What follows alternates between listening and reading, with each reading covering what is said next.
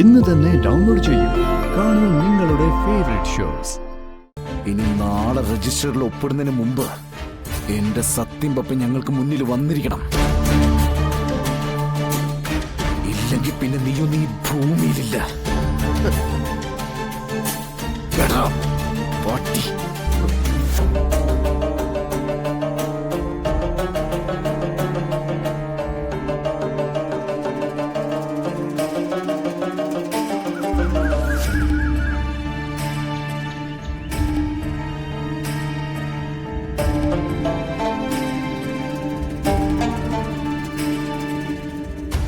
എന്റെ കുട്ടികൾക്ക് ഒരു ആപത്തും വരുത്തല്ലേ ദേവി.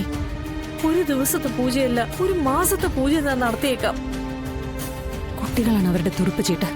കുട്ടികളെ കാണിച്ച് നമ്മളെ ഭീഷണിപ്പെടുത്തിയാൽ നമ്മൾ എന്ത് വിട്ടുവീഴ്ചയ്ക്കും തയ്യാറാവും അവർക്കറിയാം.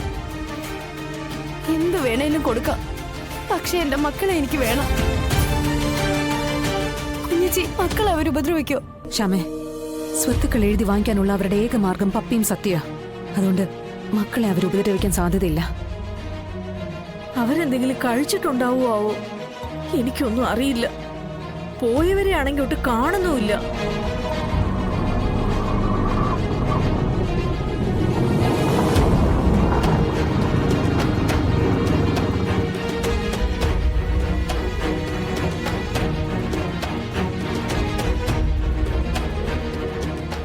കുട്ടികളെ എവിടെ വിഷ്ണുട്ടാ?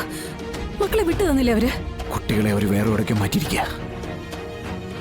രജിസ്റ്റർ ഓഫീസിൽ വെച്ച് രോഹിത് അവർ പറയുന്ന ഡോക്യുമെന്റിൽ ഒപ്പിട്ടാലേ അവർ കുട്ടികളെ തിരിച്ചു തരൂ.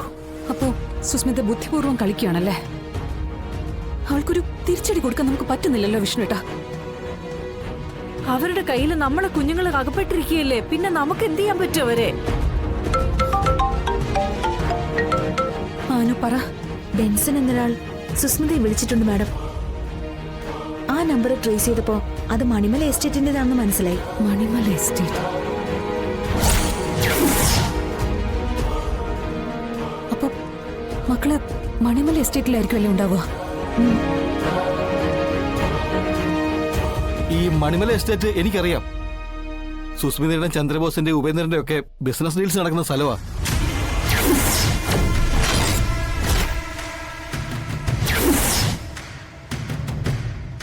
അപ്പൊ പിന്നെ ഒരു സംശയം വേണ്ട, നമ്മുടെ മക്കൾ അവിടെ തന്നെ കാണും. കുറച്ചധികം ദൂരമുണ്ട്. ഞാൻ കൃത്യമായിട്ട് സ്ഥലം പറഞ്ഞുതരാം. ഉടനെ അവിടെ പോണം. കുട്ടികളെ രക്ഷിക്കുകയും വേണം. ഞാനപ്പോ അവര് പറഞ്ഞ പോലെ രജിസ്റ്റർ ഓഫീസിൽ ചെല്ലാം. അത് ഞാൻ പോയിക്കോളാം. മണിമലയല്ല, 7 മലകൾക്ക് മുകളിലാണെങ്കിലും ഞാൻ ഓടിയെത്തിക്കോളാം. വിഷ്ണുട്ടൻ ഒറ്റയ്ക്കാണ് പോകുന്നത്.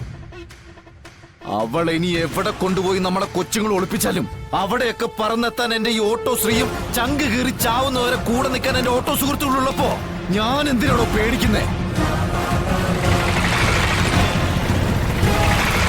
കേരളം മൊത്തം വ്യാപിച്ചു കിടക്കുന്ന ഈ 3 ചക്ര വാഹനത്തിന്റെ ശക്തി എന്താണെന്ന് തനിക്കറിയോ?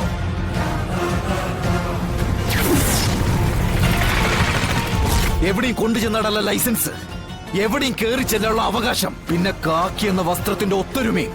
അത് മാത്രം മതിയടോ ജയിച്ചെനിക്ക് തിരിച്ചു വരാനായിട്ട്.